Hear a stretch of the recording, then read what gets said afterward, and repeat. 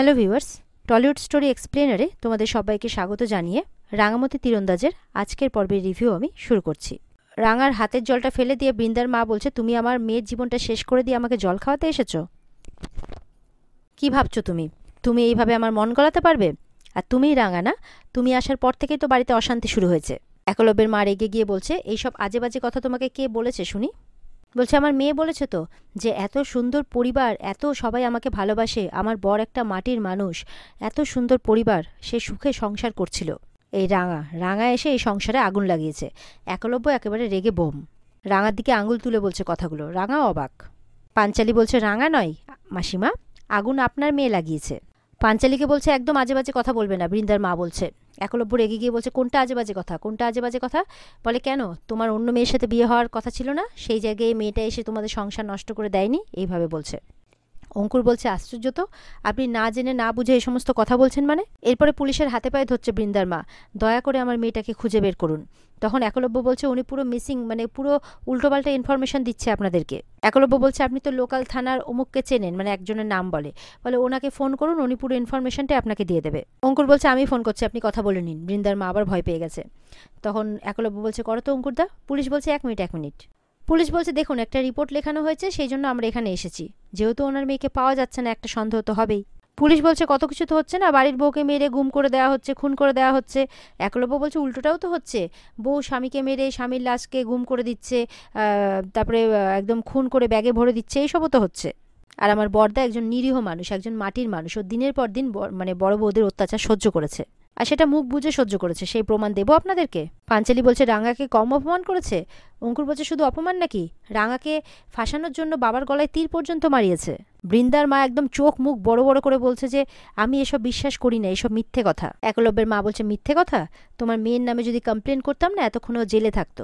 একলব্যের বাবা বলছে, যে রাঙাকে তোমরা এত দোষারোপ করছো, সেই রাঙাই তোমাদের মেয়েকে বাঁচিয়েছে। রাঙা যদি আমার হাতে পায়ে ধরে আমাকে মানে অনুরোধ না করতো, আমি কোনোদিনই তোমার মেয়েকে ক্ষমা করতাম না। একলব্যের বাবা বলছে, শুধু রাঙার জন্য আমি কোনো স্টেপ নেইনি। পাঞ্চালি বলছে, সেটা একবার নয়, বারবার। একলব্য বলছে, এইসব কথা আপনি না জেনে এত রাত্রে পুলিশ নিয়ে এসছেন আমাদের বাড়িতে? একলব্য বলছে, খুব ভালো করে জানি যে আপনারা আমাদের বদনাম করতে চাইছেন, রাইট? আপনাদের একটা কথা বলে দিই, এই প্রমিতা বসু আর নবরণ বসুর ছেলেরা এই শিক্ষা পায়নি যে তারা তাদের বাড়ির বউকে রাস্তায় হুট করে নামিয়ে দেবে। আপনার মেয়ে একটার পর একটা অন্যায় কাজ করেছে বলে তার শাস্তি পেয়েছে। একলব্য পুলিশকে বলছে যে, আপনারা বৃন্দাকে খুঁজে বের করুন, আমরাও খোঁজাখুঁজি করছি, আর এটাই রিকোয়েস্ট করবো আপনাদের কাছে। সব্য বলছে যে, রাঙা আর একলব্য যখন জানতে পেরেছে যে বৃন্দা ভিক্ষে করছে, তখন সঙ্গে সঙ্গে খুঁজতে বেরিয়েছিল। বৃন্দার মা আর কথা পাচ্ছে না বলার। পুলিশ বলছে, না, উনি যে ভিক্ষে করছেন স্টেশনে, এটা কে দেখেছে? তখন একলব্য বলে, ওদেরই একজন পরিচিত দেখেছেন, তবে সেটা বড় কথা নয়, আর তিনি অনেকদিন থেকে বড় বৌদিকে চেনেনও। মেন কথা হচ্ছে যে বড় বৌদিদি এগুলো নাটক করছে। পাঞ্চালি বলছে, এক্স্যাক্টলি, এই সমস্ত কিছু করে সিম্প্যাথি গেইন করতে চাইছে, যাতে আবার এই বাড়িতে ঢোকা যায়।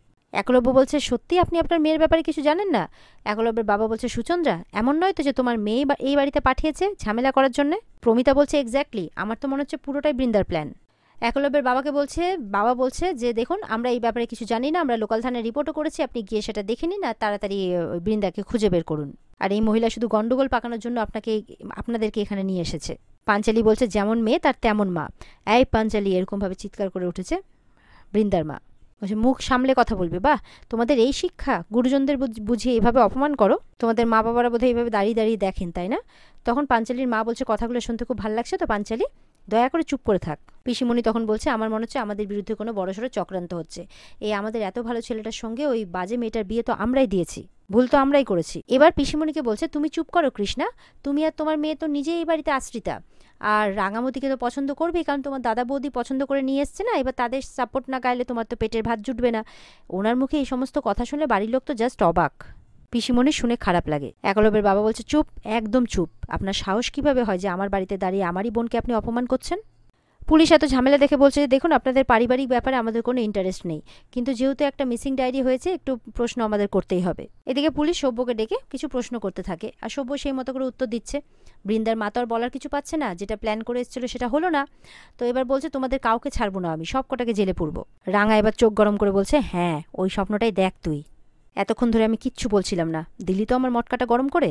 শোন, মেয়েটার মাকে দেখেই বোঝা যাচ্ছে যে মেয়েটা সঠিক শিক্ষাটা কেন পায়নি, আর তুই যেমন মা, তার মেয়ে যে আর কত ভালো হবে। বৃন্দার মা তো শুনে অবাক কথা। রাঙা বলছে এটা তো আশা করাও যায় না, তোর ওই মেয়ে এই বাড়ির সবার হাড় মাছ জ্বালিয়ে একেবারে কালি করে দিয়েছে। বরদাদাবাবু জীবন থেকে চলে গেছে, খুব ভালো হয়েছে। তোমাকে না আমি টেনে এক চড় মারবো, হাত দেখাচ্ছে। রাঙার চোখ কিন্তু আরো গরম, মাথা গরম হয়ে গেছে। সে একদম চুপ করে থাকো, গাইয়া ভূত কোথাকার, জঙ্গলের বড় বড় বাকতাল্লা মারতে এসছো।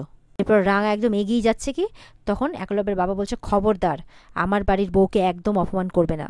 বৃন্দার মা বলছে ও আচ্ছা, এই বেলা আপনার বাড়ির বউ, আর ও যে এতক্ষণ ধরে আমাকে এত খারাপ খারাপ কথা বললো, আমার মেয়েটাকে অপমান করছে, সেই বেলায় কিছু না, চুপ চুপ করে শুনবো আমি? রাঙা তখন আবারও তেড়ে আসছে, তখন একলব্যের মা থামিয়ে দেয়, রাঙা চুপ।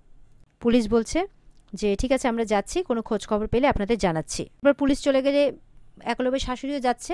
তখন আবার মানে একলব্যের শাশুড়ি বলছে, সভ্য শাশুড়ি যাচ্ছে, তখন সভ্যকে যাওয়ার সময় বলছে এই শোনো, এখানে কিন্তু শেষ হয়ে যায়নি, তুমি যে মানে এখনও কিন্তু বৃন্দার স্বামী, তোমাদের এখনও বিবাহ বিচ্ছেদ হয়নি, তাই যদি বউয়ের কোনো ক্ষতি হয় তুমি কিন্তু ফাঁসবে, তোমার বাড়ির লোক কিন্তু কেউ কিচ্ছু করতে পারবে না, তুমি ফাঁসবে, এটা মনে রেখো। আর যেদিন ফাঁসবে না সেদিন বুঝতে পারবে তোমার শাশুড়ি কী জিনিস। এই বলে শাশুড়ি চলে যায়। সভ্য কিন্তু খুব ভয় পেয়ে যায়, খুব নরম মানুষ তো, একটুতেই ভয় পেয়ে যায়। সভ্য কিন্তু টেনশন করতে শুরু করে দেয়, এমন টেনশন করছে যে উল্টে পড়ে যাচ্ছে। তখন সবাই জল জল জল, মানে নিজেকে ব্যালেন্স হারিয়ে ফেলছে শরীরের। ওদিকে ময়নারও খারাপ লাগছে আস্তে আস্তে, কিন্তু ময়নার বর ময়নাকে থামিয়ে দিচ্ছে। অঙ্কুর বলছে কিচ্ছু হবে না, আমরা তো আছি। রাঙাকে প্রমিতা বলছে বৃন্দা কোথায় যেতে পারে বলতো, আর তুই সেটা বাড়ি বা করবি কি করে? রাঙা বলছে কোন ঘরটাতে লুকাবে রে ওই, ঠিক টেনে বের করে আনবো, শুধু আমাকে একটু সময় দে, আর আমাকে বুঝতে দে যে ও কোথায় ঘাপটি মেরে আছে। এদিকে রাঙা রাতে বিছানা করতে করতে মানে সত্যজিতের সাথে কথা বলছে যে দেখ না স্টেশন চত্বরে আশেপাশে সিসিটিভি ফুটেজ হবে তো, একটু দেখ না রে, দেখ না ফুটেজটা নিয়ে, যদি বড় বৌদিদির কোনো খোঁজ পাওয়া যায়, যদি ওখানে গিয়ে থাকে তাহলে তো দেখতে পাবো আমরা। তখন সত্যজিৎ বলছে তুমি কোনো চিন্তা করো না রাঙামতি, কালকেই মনে হয় সিসিটিভি ফুটেজটা আমরা পেয়ে যাব। যদি ও স্টেশন চত্বরে থাকে বা ওখান থেকে কেউ যদি ওকে নিয়ে যায় তাহলে আমরাও সেটা সিসিটিভি ফুটেজে দেখতে পাবো। রাঙা বলছে দেখ না আজকে বড় বৌদিদির মা এসেছিল, এসে কত বড় ঝামেলা করেছে, বলে আমরাই নাকি বড় বৌদিদিকে গুম করেছি আর খুন টুন করে দিয়েছি। বলে কি বলছো কি? বলে হ্যাঁ রে, মানে বরদাদাবাবুর এমনি শরীরটা ভালো নয়, এখন এই সমস্ত ঝামেলা হলে কি হয় বলতো, একটু তোকে তুই প্লিজ আমাকে একটু হেল্প কর না। বলছে রাঙামতি তুমি এইভাবে কেন বলছো, তুমি আমাদের পুলিশ ডিপার্টমেন্টের কত বড় হেল্প করেছো বলো তো, তুমি না থাকলে তো আমাদের পুলিশ ডিপার্টমেন্ট অত বড় গ্যাংকে ধরতেই পারতো না। আমি সবসময় তোমার পাশে আছি, শুধু আমি নয়, আমার পুরো গোটা পুলিশ টিম তোমার পাশে আছে। বলছে আমি তোমার বড় বৌদিদির সমস্ত খবর বের করছি। বলে ঠিক আছে তুই বের কর, আর আমি এখন রাখছি তাহলে। এই বলে ফোনটা রেখে দেয়। যখন ঘুমোতে যাবে ঠিক তখন তার বর মানে একলব্য আসে তার মানে ওই ঘরে আর কি। এদিকে দেখা যাচ্ছে বৃন্দা তো সেই অফিসের মধ্যেই একটা ঘরের মধ্যে শুয়ে আছে, তো সেখানে তার মশার কামড়ে অবস্থা খারাপ, ঘরে একটা খাওয়ার পর্যন্ত নেই। কি করবে বলছে, এই অবস্থাটা শুধুমাত্র রাঙার জন্যে হলো, আমি এইভাবেই সবার থেকে লুকিয়ে আছি শুধুমাত্র সামনে ন্যাশনাল চ্যাম্পিয়নশিপ, আর তার আগে আমি রাঙাকে মারবো, ও জীবন শেষ করে দেবো, এই প্ল্যানিং করছে। আর বলছে যে জানি আমি, তোরা সবাই আমাকে খুঁজে বেড়াচ্ছিস, স্টেশন চত্বরেও খুঁজেছিস, আমার মা তো পুলিশ নিয়ে গিয়ে তোদের বাড়িতে বাওয়াল করে এসেছে। এরকম কথা বলতে বলতে বৃন্দার ফোনে ফোন আসে, আর আননোন নাম্বার দেখে বৃন্দা বলছে তার মানে কি সে এসে গেছে নাকি?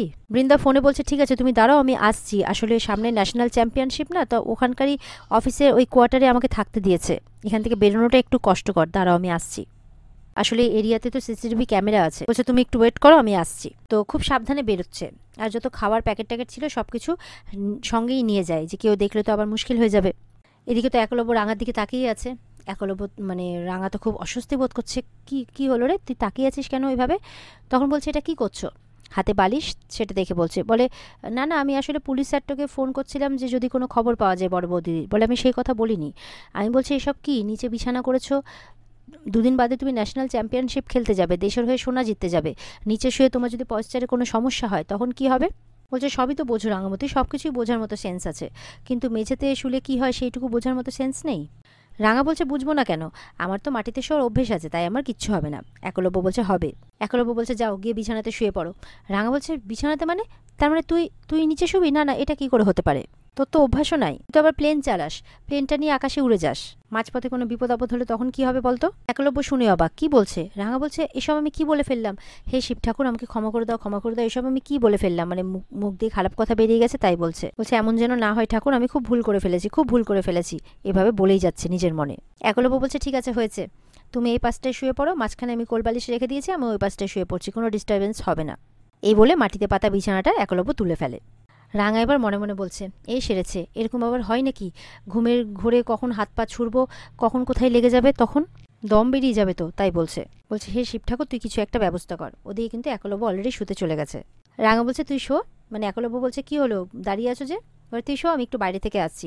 বলে কি হবে বাইরে ঘুরে বেরিয়ে? রাত্রে ঘুমোবে না, সারা রাত জেগে থাকবে, ভেন করে দেখবে তোমার ওজনটা বেড়েছে, তখন তোমাকে ডিসকোয়ালিফাই করে দেবে। রাঙা বলছে ঠিক আছে ঠিক আছে, আমি ওজন বাড়াবো না। এই বলে টুক করে বাইরে চলে যায়। রাঙা তো এবার বাইরে বেরিয়ে খুব চিন্তা করছে, এই ঘরটাতে আমি ঘুমাতে পারবো না, আবার উপরে ঘরেও যেতে পারবো না, বৃষ্টি হলে জল ঢুকবে, আমি এবার ঘুমোবো কোথায়? তাই বলছে। তখন কিন্তু পাঞ্চালি আসছে। এরপরে পাঞ্চালি জিজ্ঞাসা করতে পাঞ্চালিকে রাঙা বলে এই ব্যাপার, যে উড়নবাবু তার পাশে গিয়ে ঘুমিয়ে পড়তে বলেছে। তখন এটা শুনে তো পাঞ্চালি খুশি হয়ে যায়, কি ভাই এটা বলেছে, তাহলে তুই এখানে দাঁড়িয়ে আছিস কেন, যা। বলে না না, কি বলছিস, তুই কি পাগল হয়ে গেছিস নাকি? ওইভাবে ঘুমোলে যদি হাত পা ছুঁড়ে যদি হাত পা লেগে যায়? তখন বলছে যে ভাই তোর কে হয়, বর হয়, তো হাত পা লাগবে, এটাই তো খুব স্বাভাবিক, নর্মাল না? রাঙা বলছে না না, মাঝখানে কোলবালিশটা যেমন আছে তেমন থাক। পাঞ্চালি বলছে ভগবান, রাঙা দেখ আমার ভাই হয় তাই এই সমস্ত কথা তো বলা উচিত না, কিন্তু তোকে তো আমায় বলতেই হবে। পাঞ্চালি বলছে একটা কথা বলছে শোন, মাঝখানে তো কোলবালিশ রাখা আছে। রাঙা বলছে আছে। বলে সেই কোলবালিশটাকে সরিয়ে ফেল, দিয়ে ভাইকেই কোলবালিশ মনে করে জাপটে জড়িয়ে ধরে ঘুমিয়ে পড়। এরপর রাঙা বলছে কি কি বলছিস তুই? দিদিভাই তুই না খুব খারাপ, তাই বলছে। পাঞ্চালি বলছে হ্যাঁ খুব ভালো, আমি ভালো না খারাপ পরে বুঝতে পারবি। এই বলে ধাক্কা দিয়ে দেয় রাঙাকে। রাঙা গিয়ে ঘরে ঢুকে পড়ে। ঢুকে দেখছে তার উড়নবাবু ঘুমিয়ে পড়েছে। এবার খুব সাবধানে দরজা লাগিয়েছে আর ভাবছে কি করবে। আর এখানেই আজকের পর্ব শেষ হয়ে যায়। তো বন্ধুরা, এই ছিল আজকের পর্বের রিভিউ। ভালো লেগে থাকলে পর্বকে লাইক কমেন্ট করে জানাতে ভুলবে না, আর আমাদের সাথে জুড়তে চ্যানেলকে সাবস্ক্রাইব করতেও ভুলবে না। দেখা হচ্ছে আগামীকালকে। পর্বের বিস্তারিত দেখতে স্টার জলসার পর্দায় চোখ রাখবে। টাটা।